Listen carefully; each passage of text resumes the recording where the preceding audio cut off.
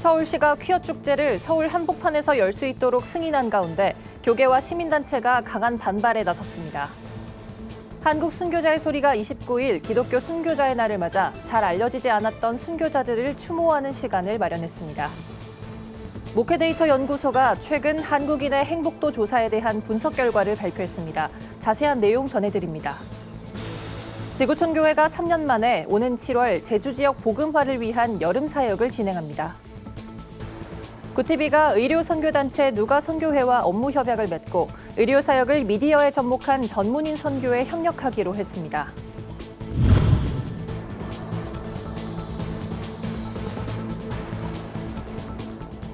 여러분 안녕하십니까? 구티비 뉴스입니다.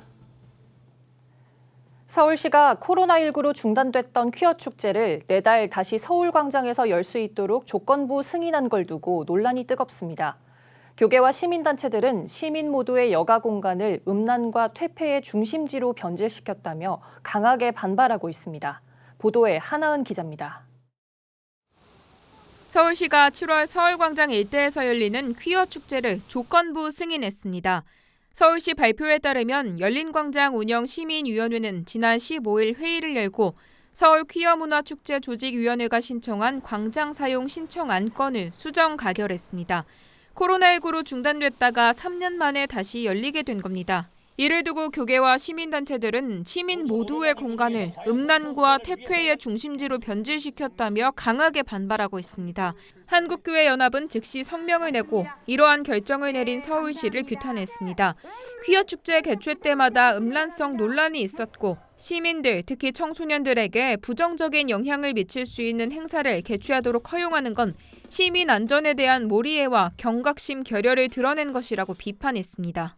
그다음에 사회 윤리적으로 도덕적으로 위배된 거고 그것이 통과가 되면은 그걸 자주 하면은 한국의 성적 문화가 점점 타락하고 좀 나빠지기 때문에 절대 동네에서 안 되고 반대한다는 거예요. 지금 청소년들한테 아주 나쁜 영향을 끼치고. 실제로 퀴어 축제가 처음 서울 광장에서 열렸던 2015년 이후 과도한 신체 노출 등의 문제로 논란이 많았습니다. 외설적인 의상을 입고 돌아다니거나 성기 모양의 굿즈 등을 판매하며 충격을 줬던 것도 사실입니다. 이를 두고 시민위는 조직위가 신청한 7월 12일에서 17일 중 하루인 16일만 광장 사용을 허가하고 과도한 신체 노출이나 음란물 전시, 판매 행위는 제한한다고 밝혔습니다. 하지만 교계는 어느 것이 음란 퇴폐고 어느 것이 건전하다고 판단할지 기준조차 없다며 이러한 조건이 지켜지지 않는다고 해서 도중에 행사를 불허하거나 취소할 수도 없는 노릇이라고 반발했습니다. 광장 사용 목적에 맞게끔 해야 되는데 원래 그 건전한 것만 허용이 되는데 사실은 그동안에 그 퀴어 축제 했던 걸 보면 항상 음란성 이런 것이 문제가 됐는데 한편 퀴어 축제가 열리는 7월 16일 같은 장소에서는 동성애 퀴어 축제 반대 국민 대회로 맞불 집회가 열릴 예정입니다. 대회에는 교계를 비롯해 시민단체 등에서 10만 명 규모로 참여할 예정입니다. 대회 준비위 측은 이 국민대회는 폭력적으로 대응하자는 것이 아니라 동성애자들을 사랑과 인내로 기다리고 포용하기 위해서 모이는 것이라며 한국교회연합기구와 대형교회들의 적극적인 참여를 부탁드린다고 당부했습니다. 구티비 뉴스 하나은입니다. 6월 29일 전 세계 기독교인들은 이날을 사도 바울 순교 기념일로 지킵니다. 한국 순교자의 소리도 매년 이날을 기독교 순교자의 날로 지켜오며 그동안 잘 알려지지 않았던 순교자들을 추모하기 위한 시간을 마련해오고 있는데요. 최근엔 해외 국가에서 처음으로 순교한 2명의 중국인 순교자의 존재를 밝혔습니다. 박재현 기자입니다. 복음을 전하다 돌에 맞아 순교한 스데반, 에티오피아에서 참수당해 순교한 마테부터 2011년 콜롬비아 무장혁명군에게 순교한 평신도 로치오 피노, 북한에서 복음을 전하다 순교한 차덕순까지 그 밖에 1921년부터 현재까지 공산 치하에서 사망한 것으로 추정되는 기독교인은 3천만 명에 달하는 것으로 집계되고 있습니다.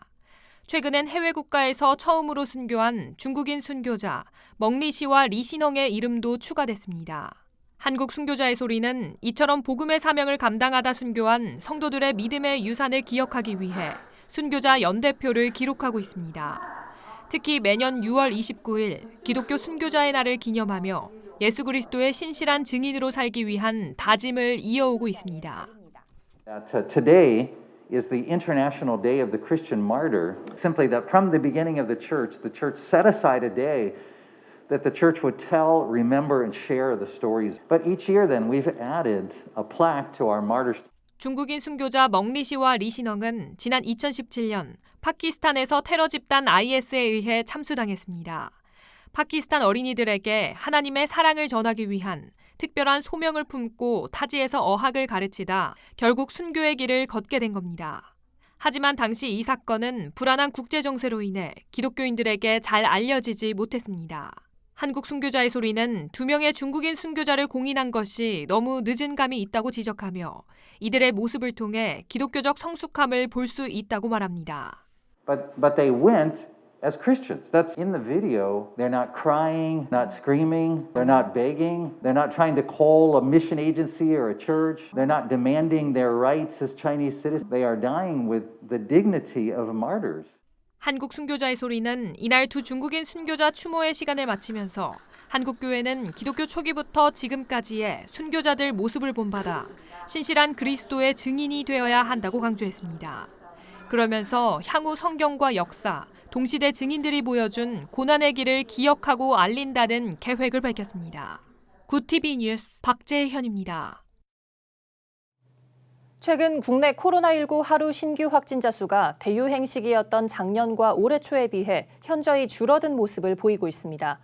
감염병의 공포가 비교적 줄면서 사회 곳곳에서 감염병 종식이란 희망적 메시지가 나오기도 하지만 국민들이 느끼는 행복감은 크게 달라지지 않은 모습입니다. 한국인의 행복지수 통계를 통해 자세히 살펴봤습니다. 권현석 기자입니다.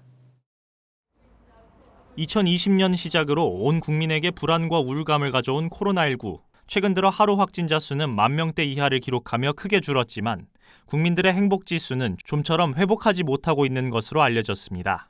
최근 모케데이터 연구소에 따르면 국내 성인 남녀 1,000여 명을 대상으로 평소 행복감을 묻는 질문에 행복하다고 생각한다는 응답은 57%로 겨우 절반을 넘겼고 스스로가 불행하다고 생각한다는 응답은 23%로 나타났습니다. UN 산하자문기구 지속가능해법 네트워크가 최근 발표한 국가별 행복지수 순위 역시 OECD 38개 나라 중 한국은 36위를 기록했습니다. 지난해 37개국 중 35위에 이어 최하위를 유지하고 있습니다. 원인은 무엇일까? 모케데이터 연구소가 통계를 살펴보니 연령에 따라 시민들은 행복을 저해하는 주요한 요인으로 각각 20대는 일자리, 30대에서 50대는 적은 소득을 꼽았습니다. 소득 수준에 따른 행복감 역시 월 평균 가구 소득 600만 원 이상은 행복하다는 응답이 70%인 반면 200만 원 미만의 가구에서는 행복하다는 응답이 38%에 불과했습니다. 경제적인 여유가 행복의 가장 주요한 요인이 되는 상황. 이러한 현상에는 크리스찬들 역시 예외가 아닙니다. 현대 사회에서 특히 자본주의 사회에서의 돈에 대한 욕망은 기독교에서 크게 다르지는 않은 것 같습니다. 약간 정도의 차이는 있겠지만 흔히 한국 기독교를 비판할 때 이제 기복주의 신앙이라고 지적하지 않습니까? 기복주의적 신앙이라는 게 결국은 돈에 대한 욕망에 근거한 것들이거든요. 결국 돈은 많을수록 행복한 것일까? 한국보건사회연구원의 데이터를 살펴보니 월 근로소득 1,100만 원 이상부터 오히려 행복지수가 감소하는 모습을 볼 수 있습니다. 전문가들은 이러한 통계는 곧 돈이 줄 수 있는 행복의 한계를 나타낸다고 설명합니다. 돈보다 신앙인의 올바른 태도가 행복을 결정하는 기준이 된다는 겁니다. 소득, 경제적 여유가 흔히 생각하는 그런 행복의 기본 조건이 되지만 그게 절대 조건은 아니라는 것을 의미합니다. 우리 깊은 그 마음속에 무한한 욕망이 자리 잡고 있는 것은 아닌지 한번 살펴봐야 됩니다. 성경의 가르침이 현대 이 자본주의 사회 속에서 어떻게 적용되어야 되는지 목회자분들이 이것을 성도들에게 일깨워줄 필요가 있다고 생각이 됩니다. 코로나19로 인해 어느 때보다 많은 이들이 경제적인 어려움을 호소하는 상황. 한국교회는 이들을 돕기 위해 많은 물적 지원에 나서고 있습니다. 모든 이들이 안정적인 삶을 영위하도록 돕는 한편 하나님과 재물을 같이 섬길 수 없다는 성경 말씀대로 돈이 우리의 우상이 되지 않도록 한국교회 사역 방향에도 더 깊은 고민이 필요해 보입니다. 굿TV 뉴스 권현석입니다. 지구촌교회가 제주 성시화운동 기독교 한국침례회 제주지방회와 협력해 블레싱 제주 맷 사역을 진행합니다. 오는 7월 18일부터 22일까지 열리는 블레싱 제주 맷 사역은 제주 지역 복음화를 위해 마련된 것으로 한 주간 동안 연합집회를 비롯해 노방전도, 마을잔치, 여름성경학교, 임의용, 장수사진 촬영 등 교회별 맞춤 사역을 진행하게 됩니다. 지구촌 교회 측은 제주도는 무속신앙과 어업행위 등이 분리되지 않는 세시 풍속으로 민간신앙 의존도가 높고 현지인 복음화율은 3% 미만인 곳이라며 이번 사역은 제주도의 영적 전환점이 될 것이라고 설명했습니다. 구티비 기독교 복음방송이 의료선교 사역단체 누가선교회와 29일 업무 협약을 맺고 선교 사역에 협력하기로 했습니다. 지난 2005년 설립된 누가선교회는 치과와 줄기세포 분야를 활용해 의료봉사와 구호사역에 활발한 활동을 펼치고 있습니다. 누가선교회 김성만 대표회장은 코로나19로 2년간 사역을 중단했는데 다시 출발하는 시작점에 구티비와 함께 봉사할 수 있게 돼 감사하다며 만나서 함께해야 역사가 일어난다고 인사말을 전했습니다. 이에 구티비 김명전 대표이사는 본사가 전문인 선교를 준비하는 과정에 때마침 좋은 협력이 맺어지게 됐다며 하나님께서 치료의 사역을 통해 역사하신 것처럼 오늘의 협력이 좋은 기회가 될 것으로 생각한다고 말했습니다. 미래 목회 포럼이 지난 27일부터 3일간 제주도에서 포스트 코로나 시대 한국교회가 나아갈 길을 주제로 리더십 컨퍼런스를 개최했습니다. 목회자들은 한국교회가 성찰과 회개로 잃어버린 사회적 신뢰를 회복해야 한다는 데 의견을 같이 했습니다. 포럼 이사장 박경배 목사는 성경적 가치가 훼손된 시대에 목회 현장부터 정직함을 되찾아야 한다고 강조했습니다. 대표 이상대 목사는 신앙생활이 아닌 생활신앙이 필요하다며 세상이 교회에 무엇을 말하는지 먼저 듣고 그리스도의 사랑과 섬김을 보여줘야 한다고 제언했습니다.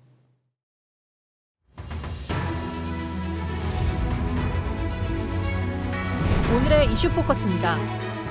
윤석열 대통령이 29일 스페인 수도 마드리드에서 개최된 북대서양 조약기구 나토 정상회의에 참석해 3분가량의 연설에 나섰습니다.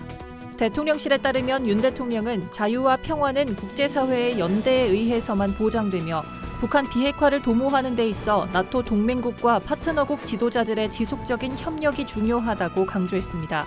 이번 나토 정상회의에는 한국과 일본, 호주, 뉴질랜드 등 아시아 태평양 파트너국 정상들이 사상 처음으로 초청을 받았습니다. 내년도 최저임금을 결정할 법적 시한이 29일 끝났습니다. 최저임금위원회는 이날 오후 3시 제8차 전원회의를 열고 막판 협의 끝에 제2차 수정안을 제출했습니다. 노동계는 올해 최저임금보다 930원 높은 1090원을, 재계는 시간당 9,310원을 각각 요구했습니다. 2차 수정안을 놓고도 격차가 여전히 큽니다. 접점 찾기에 진전이 없으면 공익위원들이 제출한 안건을 표결에 붙여 최저임금 수준을 결정하게 됩니다. 북한이 북측 수역의 댐 방류 시 사전에 통지해달란 우리 정부의 요구에 이틀째 응답하지 않고 있다고 통일부가 전했습니다. 통일부는 28일 입장문을 통해 장마철 남북 접경지역 홍수 피해 등이 우려되는 상황에서 주민들의 피해를 예방하고자 한다며 남북 합의에 따라 댐 방류 시 사전 통지를 요구했습니다. 통일부는 29일 오전 9시께 남북 공동연락사무소 통화는 정상적으로 이뤄졌지만 이외에 별다른 언급은 없었다고 밝혔습니다. 7월 1일부터 전국 해수욕장 284곳 중 23곳을 제외한 261곳이 개장합니다. 해양수산부에 따르면 이용객들은 야외에서 마스크를 벗을 수는 있지만 해수욕장 내 화장실, 관리사무소 등 실내 다중이용시설에선 마스크를 반드시 착용해야 합니다. 물놀이를 할 때는 다른 사람과 최소 1m 이상의 거리를 둬야 하며 파라솔 등 차양시설도 마찬가지입니다. 혼잡도 신호등과 한적한 해수욕장 제도는 이용객 분산을 위해 올해도 운영될 예정입니다. 이슈 포커스였습니다.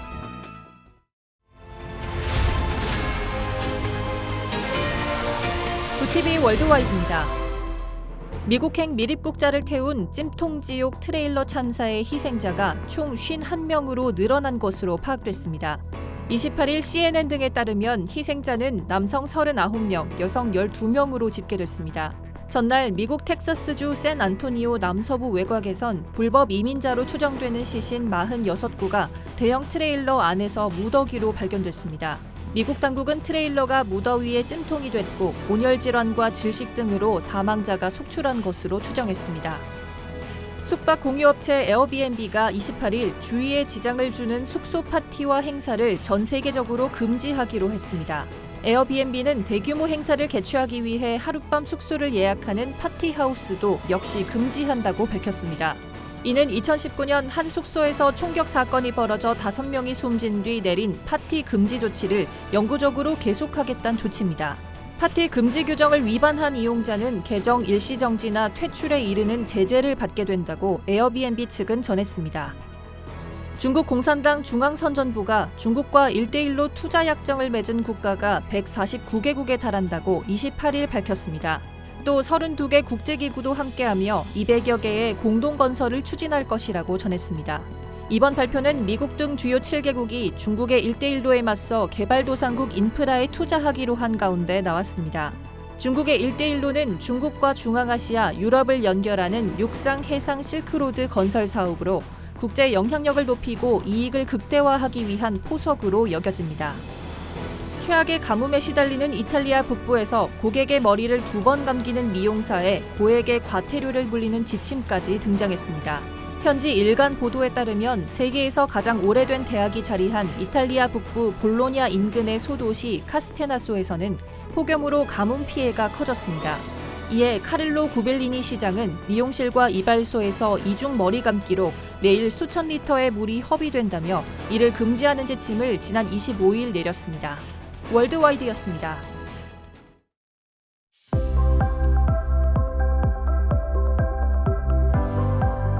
내일도 전국 대부분 지역에 비가 내리겠습니다. 특히 금요일까지 수도권과 강원 산지에 250mm 이상의 폭우가 쏟아지겠습니다.